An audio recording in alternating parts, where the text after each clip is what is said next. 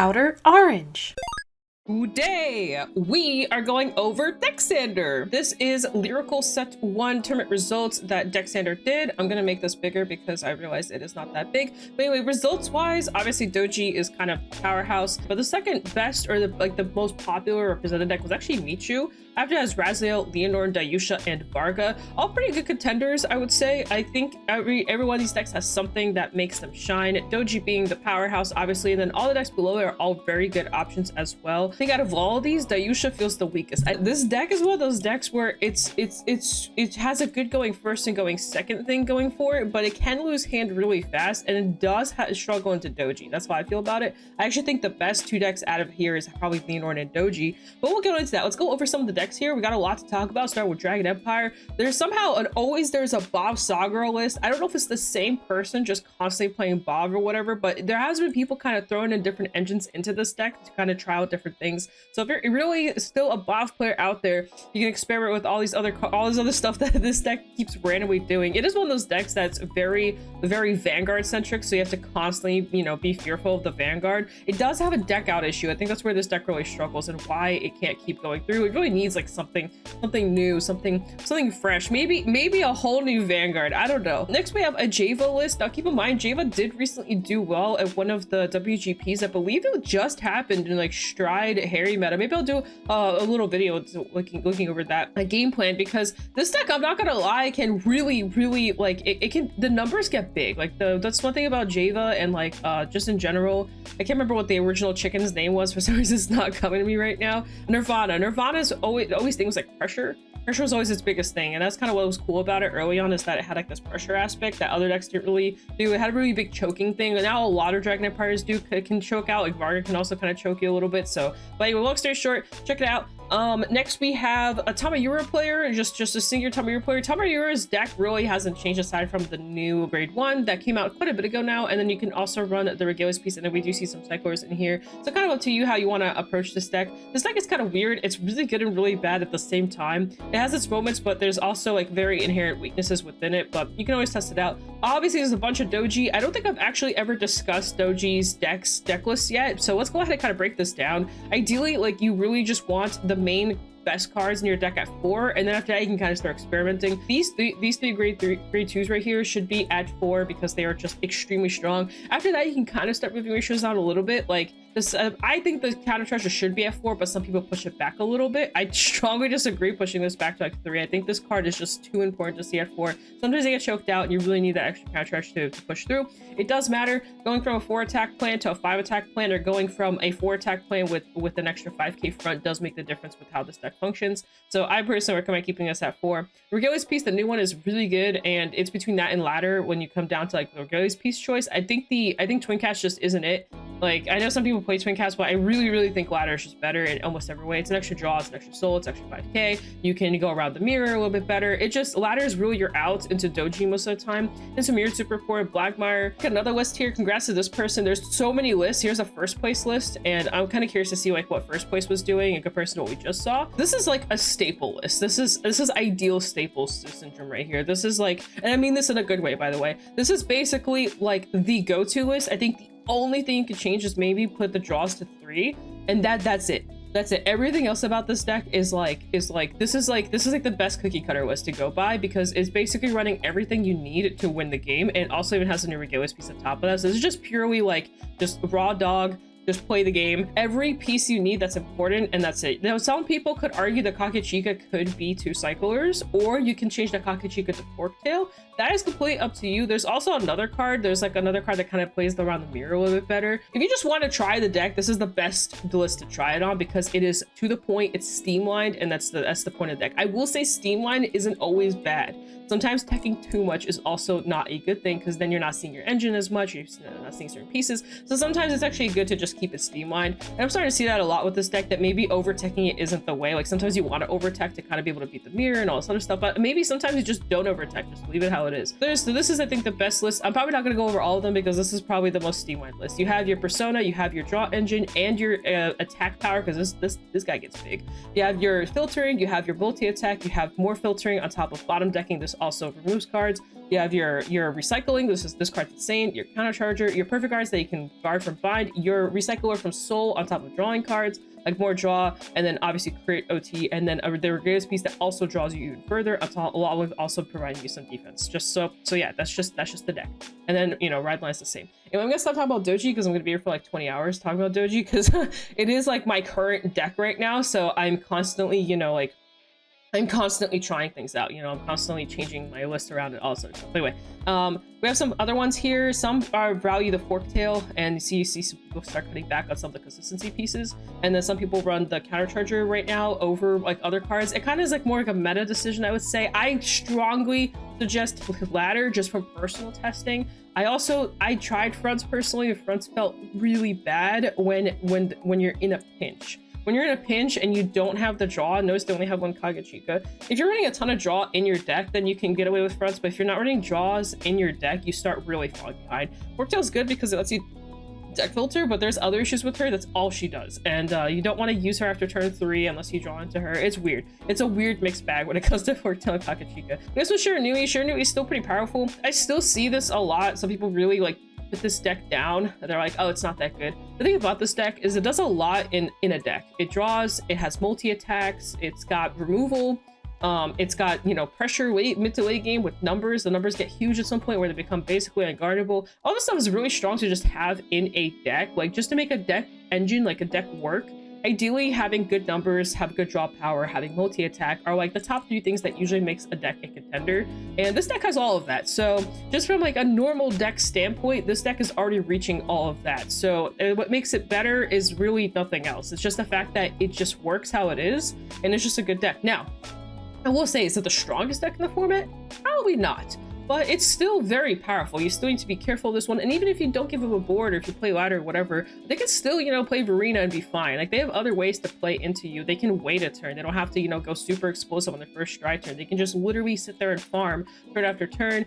They can Shenri for days. I think the biggest thing is Shenri, which, by the way, this list isn't running Shenri. They're running a retired guy. But this grade 2 back here with Shenri is just such an insane engine. You just sit there and go, Counterblast, draw, Counterblast, draw, Counterblast, draw, over and over again. You're cycling the same card, or you can go Counterblast, retire, whatever you know makes more sense in the situation, right? So I think that's what makes this deck really, really good. The pinpoint retire is also important. D has so many decks that rely on very specific cards that they need to see.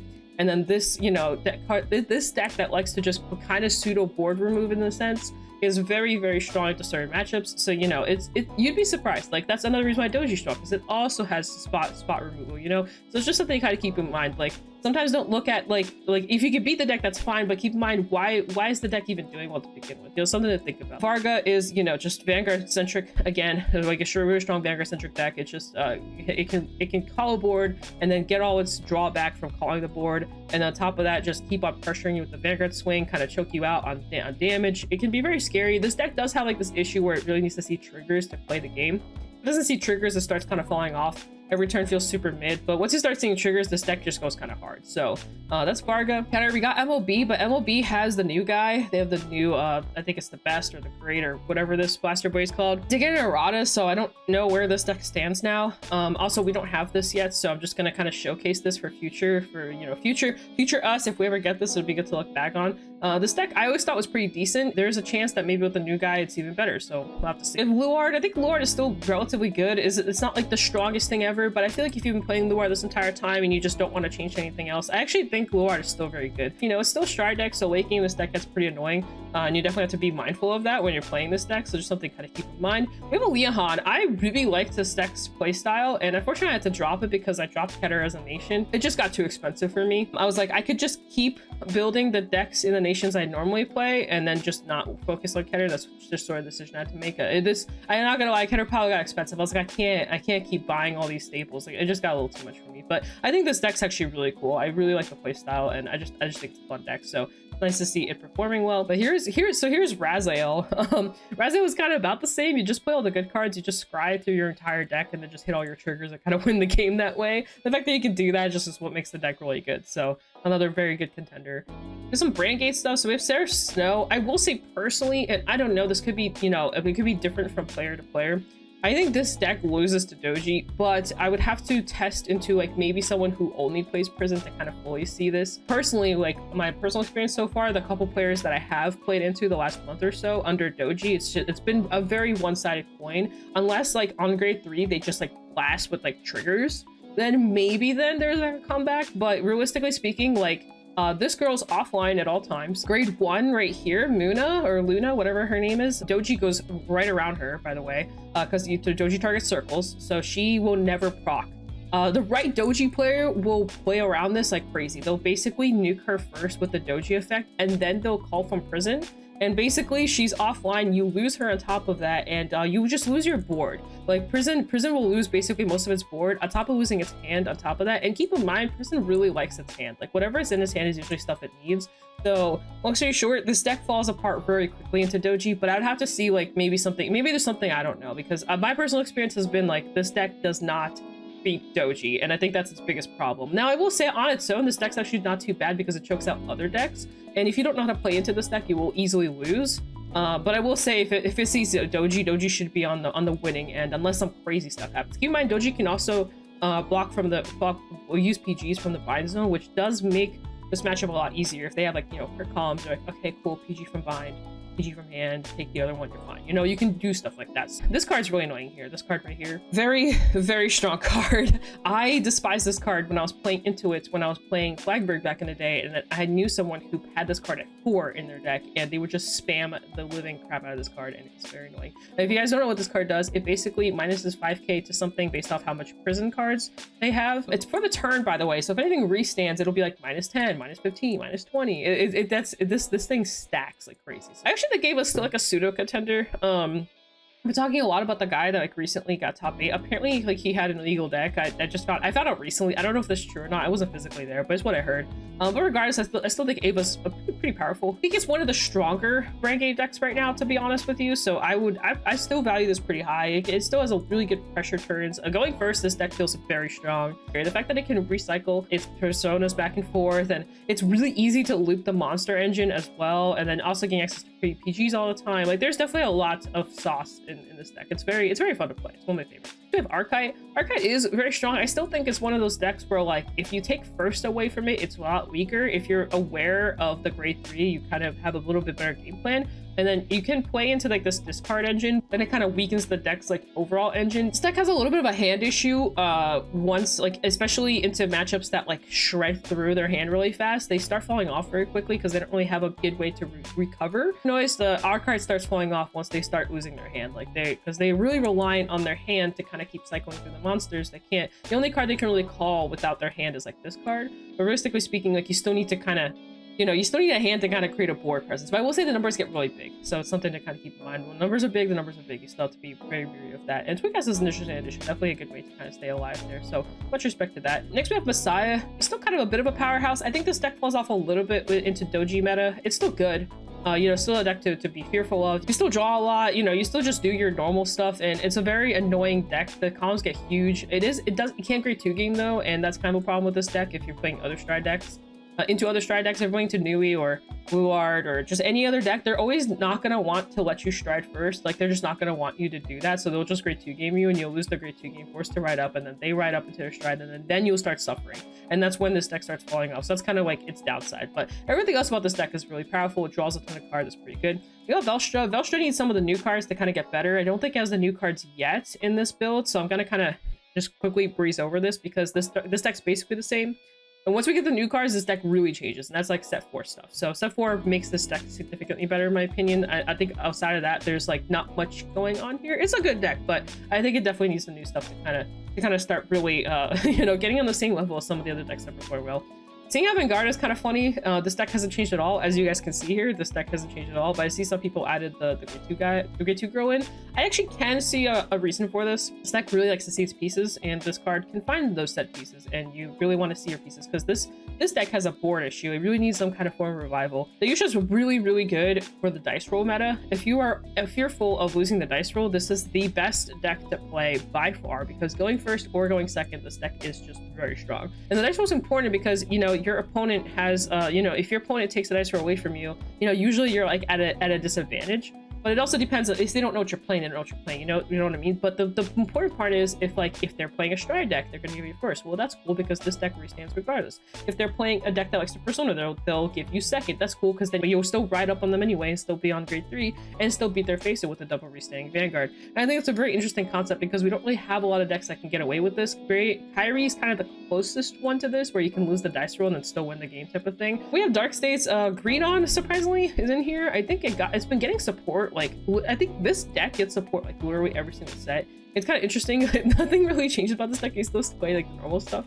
But I think it's really cool. I like Greedon. It kind of hurt me recently, but I like it. There's also Jet. Jet's weird. I think Jet's powerful and also like really bad at the same time. It's a really mixed bag. It does a lot and also nothing at the same time. You have like all these tools, all this toolbox and all these things, all these draw, you know, the crazy grade 2 festival card, the doll. You have all these ways to do stuff and then you like randomly lose out of nowhere. It's the weirdest mixed bag ever. Like, I don't know. I think maybe it's the forceful soul charge. I don't know. One of my friends was playing Jet yesterday and he was like, God, I hate the fact that I have to soul charge. Like why can't I choose to soul charge? And I kind of agree. It is nice to just have the option to, because sometimes you just don't want to soul charge. Because he had this thing where he soul charged like all his triggers and drew all his other ones, and he had an entire deck. I mean, he had like 14 cards left in his deck. It was all normal units. Like, I kid you not. And I was like, dang. And he was already like on his like 3rd or 4th stride. Like, it was just game over. There's Venus, Luke here. I think this deck's actually pretty good. The issue is that this deck's hard to pilot. It's like one of those decks where, unless you're like a diehard fan, you probably won't see it either. Because it's one of those decks where you have to really take a lot of time to pilot this correctly and be able to do that for multiple rounds. So my deck's fun, the deck's cool. I don't think people should sleep on this. That's all I'm saying. Just don't sleep on it. It's a multi-attacking deck. It's constantly going through its soul, you know, be careful. For Jewel, it's still pretty powerful. The grade 4 still pops off. You still need to be weary of the fact that you go down to 0 crits, restanders, all this kind of crazy stuff. So be mindful. At least test into it. You should definitely know how to play that deck.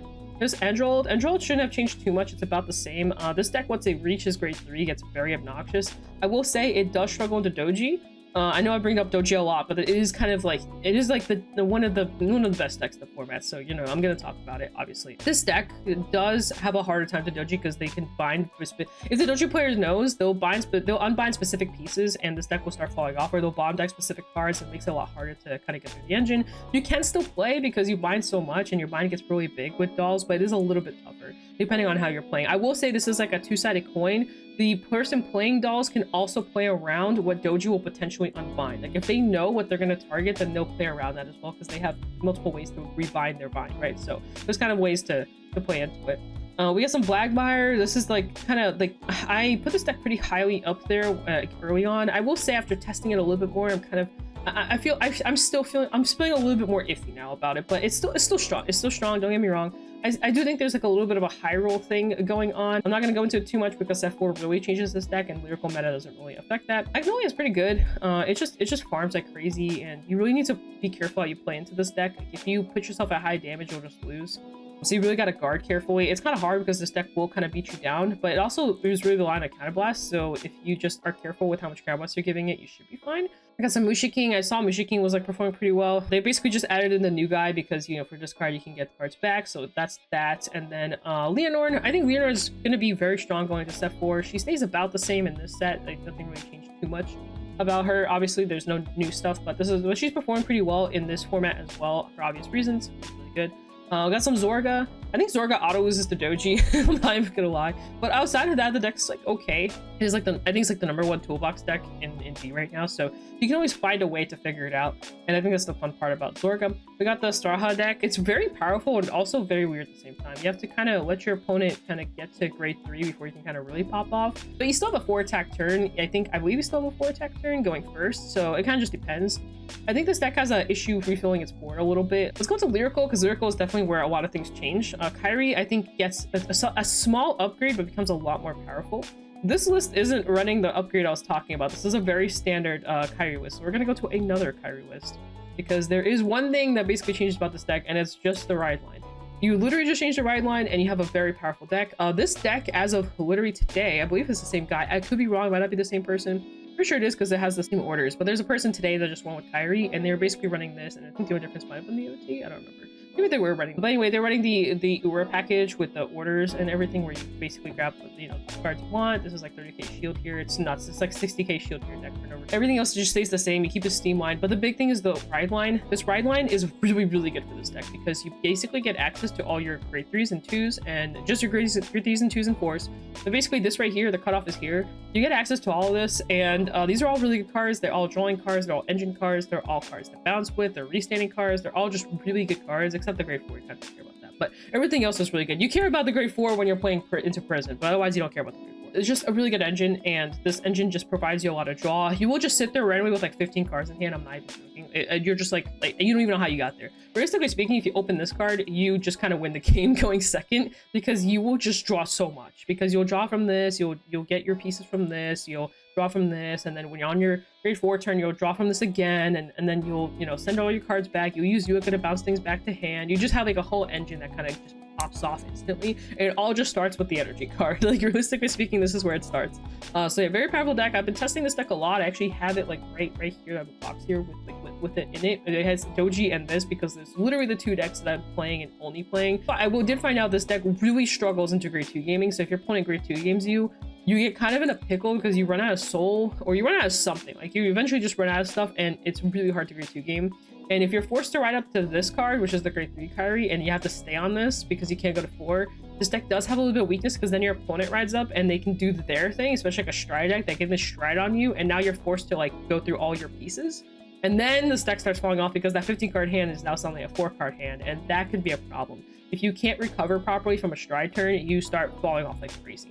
The Loner Roll, not too sure about this deck. I don't think it's changed too much. I see we have a new grade 2 here that got added. Maybe it's good, maybe it's not. I haven't been testing it, so I'm not going to talk about it too much, but it's there. Got Ballista. I tested Ballista with the new, I believe it's a grade 1. Yeah, it's a new grade 1 that you get, and the card's actually really good. I wouldn't say it's a staple, but it's definitely a card you should be running in your deck. It's just, I can't remember exactly, kind of recycles your gems. But yeah, basically you're just running the order package, and then you're running this, and the deck hasn't changed too much. It's kind of the same thing. You just have a more consistent engine of getting your pieces back. But the issue is other decks have just completely like went above this deck. That's basically what I have. We got Felty. I don't know if Felty is good or not. I don't remember off the top of my head what this does. I think it restands or something, like the back row.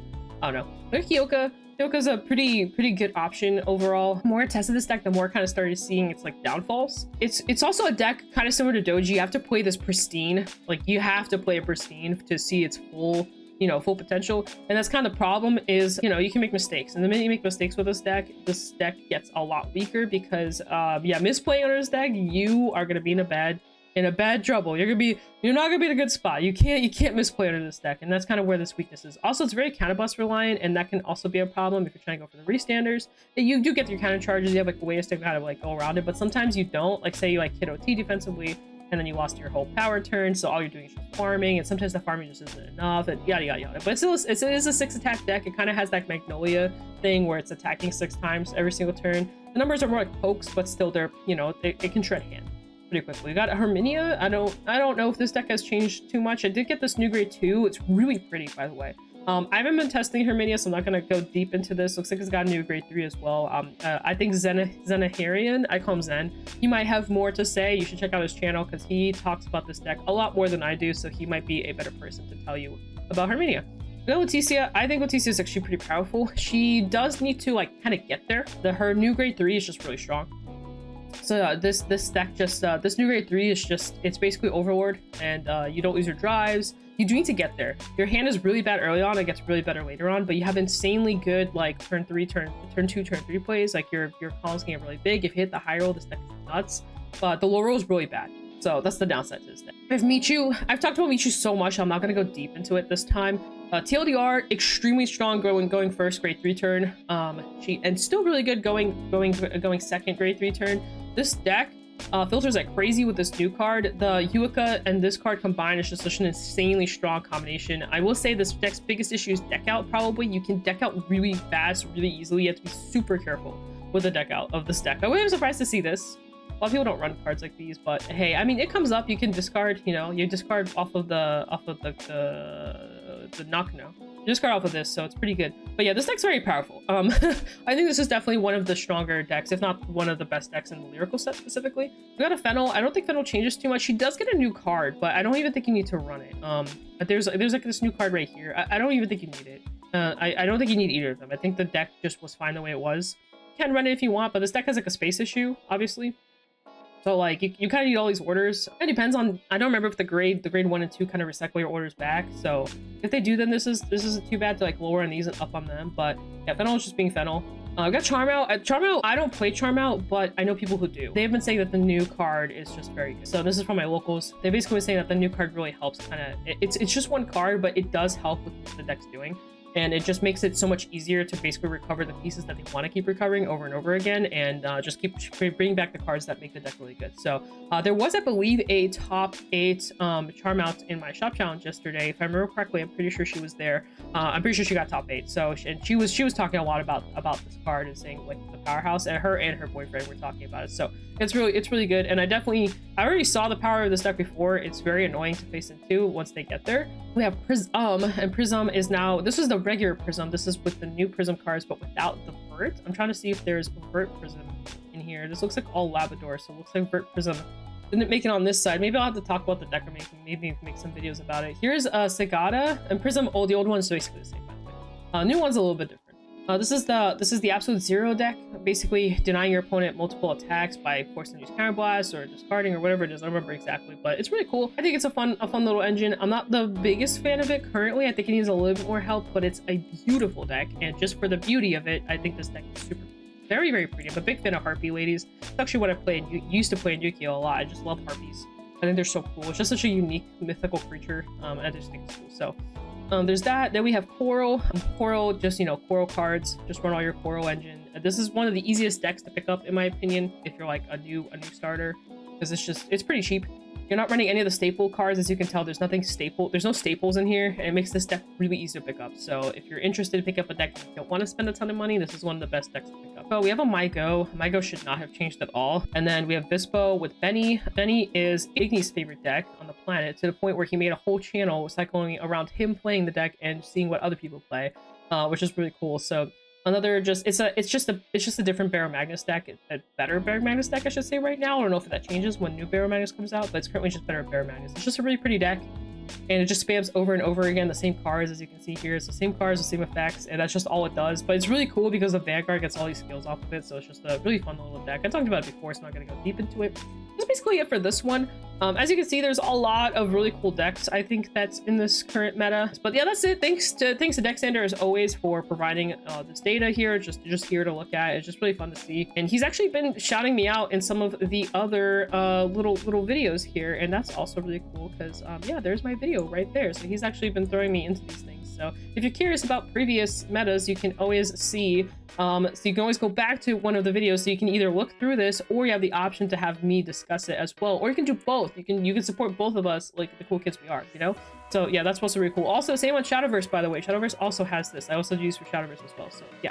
On that, guys, that's all I have for this video. So thanks for watching. 50 cards at shop, OuterOrange if you need any goodies. We are in Lyrical meta now, so lots of stuff here to kind of look through, especially the Lyrical end. On that, guys, peace out, das vidania, and I'll see you guys in a future video. Bye!